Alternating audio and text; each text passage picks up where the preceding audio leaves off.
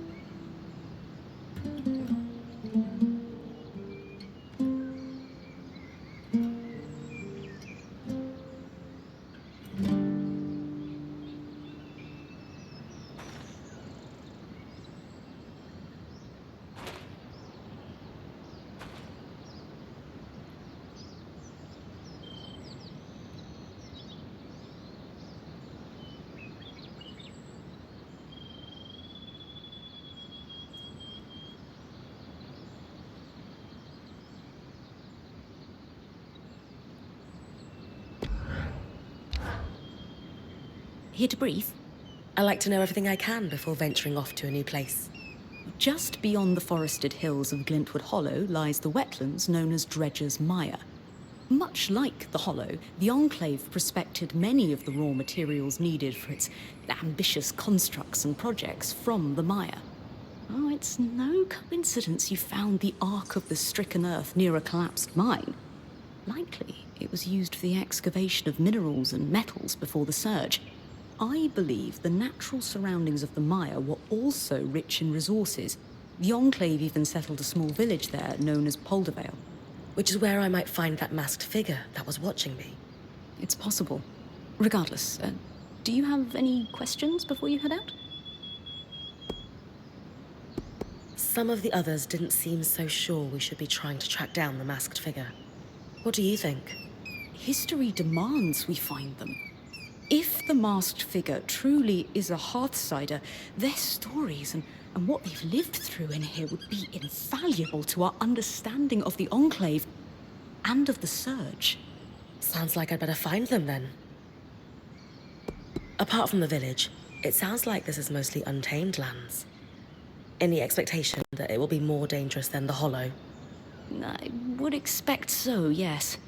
We've made camp in a way station that's pretty far from Denevron, and the mire yet even more remote.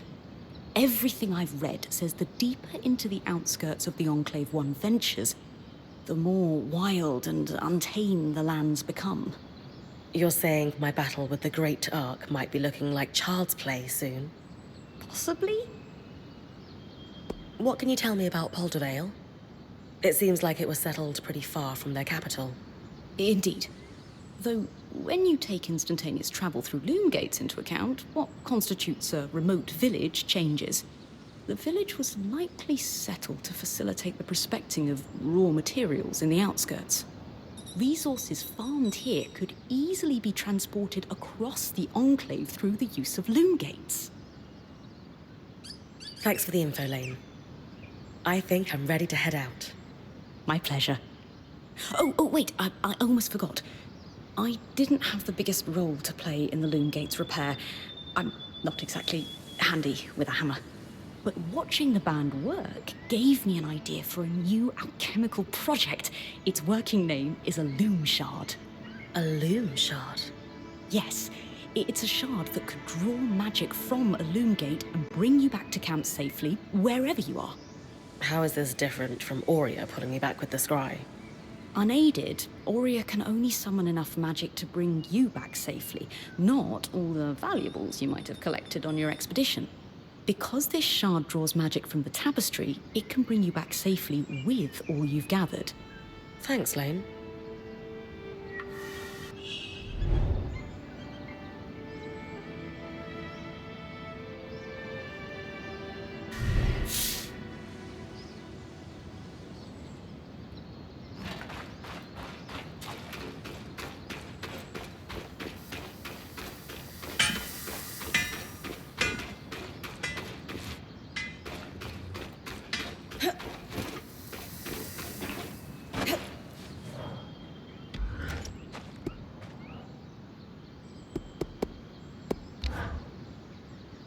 I hope I'm not prying by bringing this up, but Dom and Arya told me about your last band.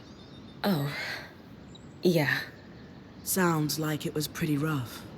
It wasn't great, that's for sure. I mean, I gave up everything I knew to become a weaver. And it only took a couple of weeks for me to realize I had chased the wrong caravan out of town. All that band did was drink and fight. I stuck around, thinking I might be able to make a difference if I became point, but Aaron chose someone else to take his place in the end. You're in better hands now. I promise. Even though I'm sure your last few days with us have been a lot. Do you have any regrets about leaving?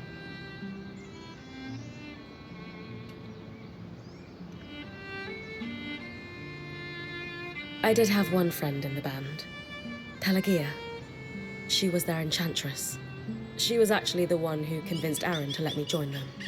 Due to the nature of my departure, I wasn't able to say goodbye. I thought I would send her a letter the next time we stopped in a town. Then we tumbled through the veil. Yeah. I don't know what she must think of me. If she's a true friend, she'll understand. I hope so. Friends like her are rare. That's what makes them special.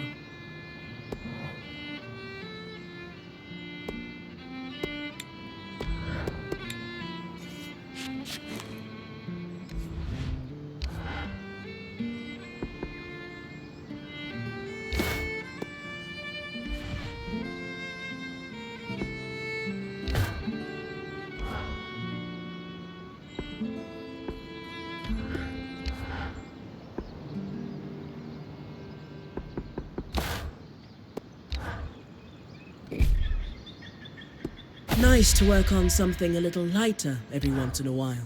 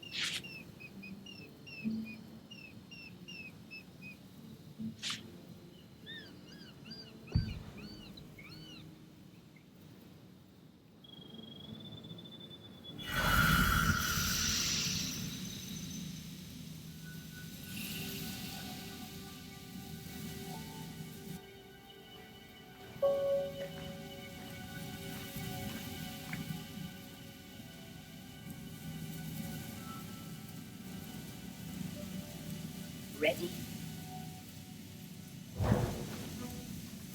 Let's do this.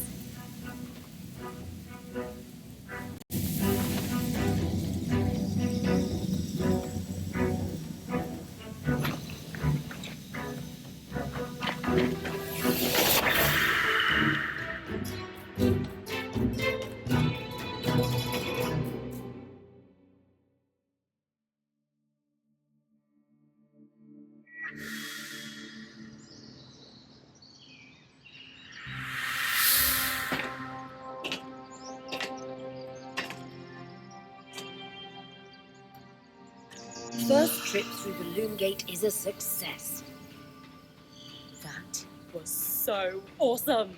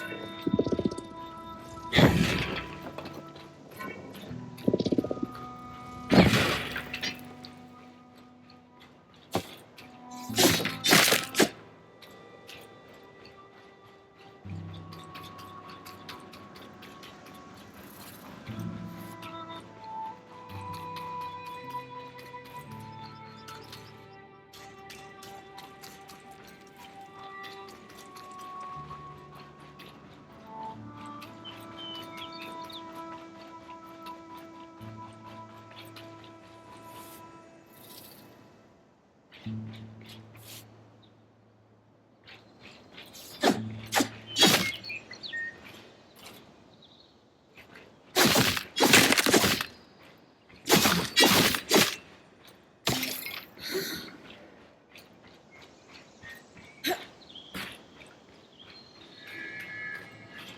Sodden Pass.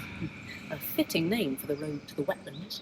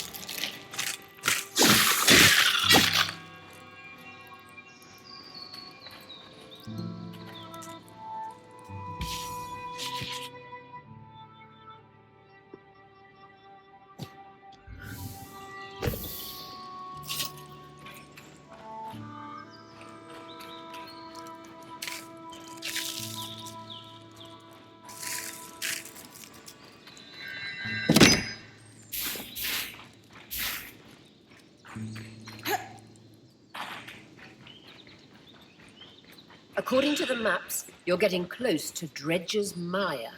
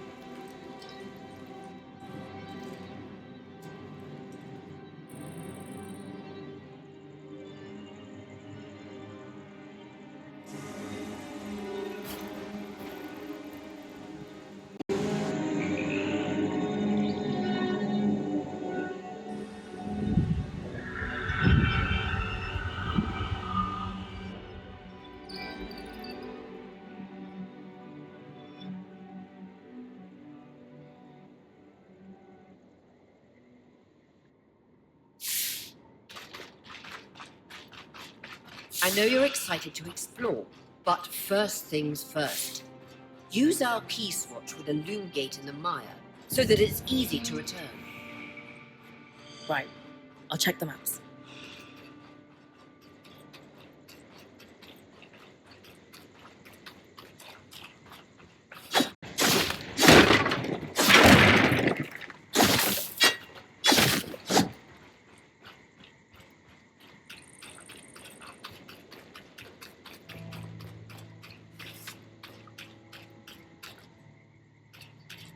Perfect.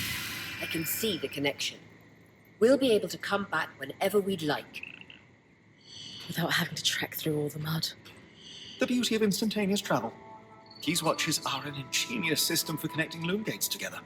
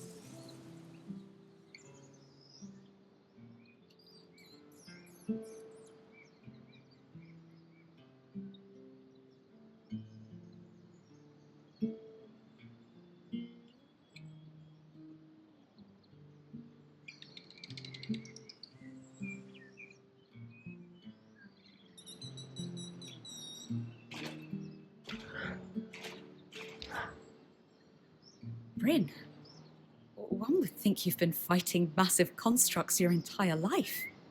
It's a newer hobby I've picked up. On account of only having seen one for the first time recently. Yes, it's quite something to see a massive Archon after studying their role in history for so long. You seem a little concerned about something. Oh, no.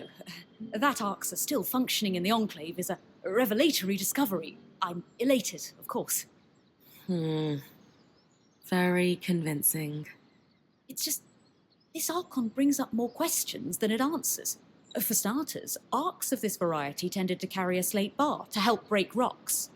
It was clearly working in the nearby mine. One must wonder whether its tool was lost in a cave-in. It's hard to say, really. Another mystery, there's no record of Archon hostility towards Weavers. Did they turn on their creators after the Surge? Is this just about the Arcs? It's about everything. I suspect we're chasing dead ends. None of these leads fill me with any sort of confidence.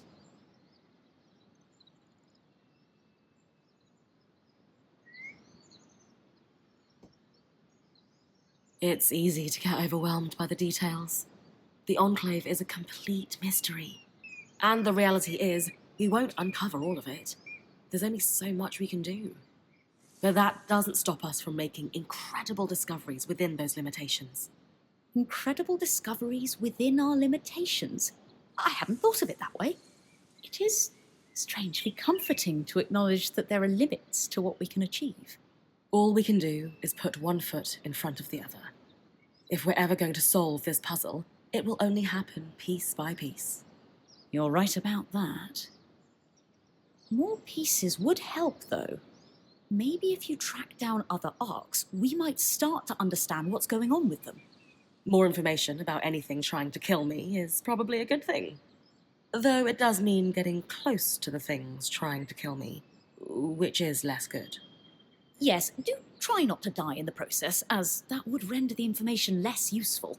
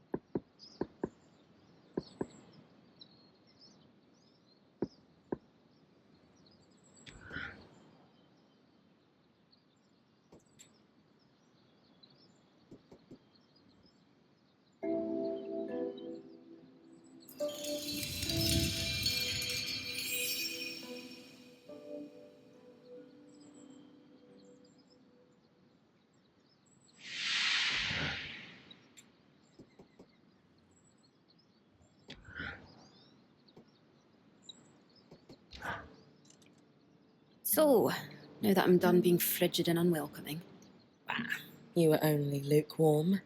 sure. How about an icebreaker to get to know each other better? Sounds fun. What have you got? Simple. If you were a wild animal, what would you be?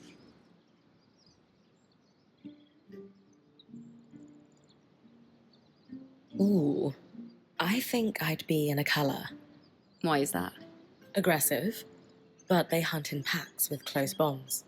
I love adventuring, but a kick-ass team is what makes it meaningful. Huh. I like that. And yourself? What animal would you be? An eastern reef crake. A crake? Somehow I pictured fewer tentacles and destroyed ships in your wake. You're thinking of the big ones. An eastern reef crake is pretty small and harmless. But all crakes are misunderstood. They are incredibly intelligent creatures, and they diligently protect their eggs.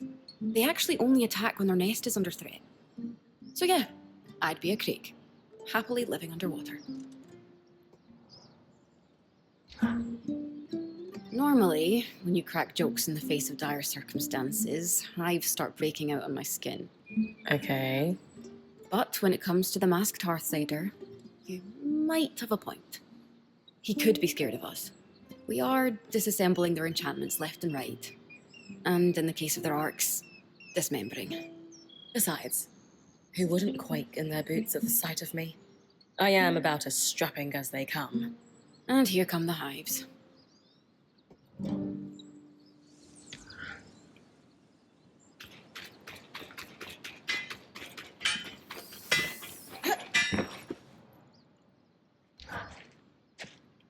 My darling, I suspect the way the light filters through the Enclave's veil makes you look more luminous than ever. Stop. It'll go to my head. Should I come back later? I didn't mean to interrupt you two. Sorry, Bryn. Sometimes we get lost in our little world. But since you're here, I was actually hoping to speak with both you and Sola. Oh? I don't know if you know this, but my wife is an extremely talented smith who was apprenticed under a variety of world-class teachers. Well, a revolving door of mentors doesn't exactly facilitate the most stable education, especially when one of them drops dead in front of you. Oh, details. You've made more of your varied experience than most could glean from a lifetime. Anyway, I know you always hoped to further your education with the Tarmakine Smithing School's techniques. So, I asked Lane to look into whether or not any Tarmakine smithing was ever practiced here in the Enclave. Oh, doll. You shouldn't have. It's sweet, but there are other priorities. What could be more pressing than helping my wife fulfill her lifelong dreams? As luck would have it, there were Tarmakine smiths here before the search. Really? Perhaps our daring point might be able to keep a lookout for anything those smiths might have left behind. I mean, if it's too much trouble. Of course. I'd be happy to help. Perfect. I'll leave you to discuss the details. Anything in particular I should look for? The Tarmakine smithing techniques are exceptionally complex, and as such, pretty rare across the Maida. It might be too much to hope for anything close to a completed armor set, but prototypes or even notes pertaining to the style would be useful. I'd take anything you can find. You might be in luck. I found a schematic. Is this what you're looking for? Yes, this schematic is for a Tarmakine helm. Could we forge a helm using the schematic? Unfortunately, the schematic isn't finished. But sometimes smiths will create a prototype alongside their designs. If you found something like that, I might be able to forge the helm.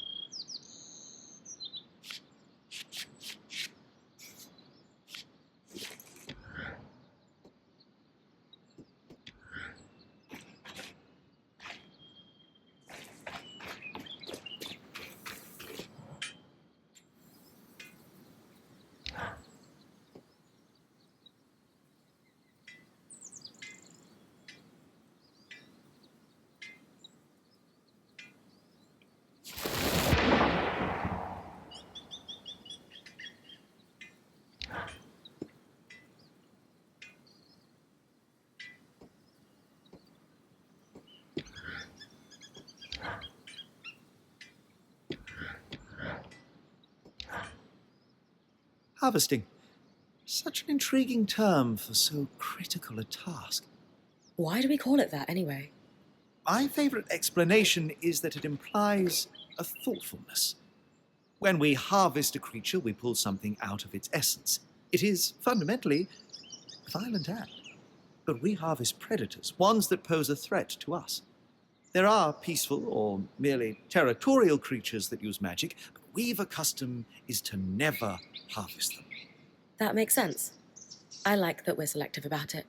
Further, Weavers do not seek to eradicate these creatures, merely keep them in check. Slaughter them all, and we not only lose access to more strands, but also risk disrupting the ecosystem. You've heard of Renland's famed attempt to cull their Akala population, and the mass loss of crops due to too many deer, yes? Same thing. Even something as wild as an Ash Peak drake plays a role in the world.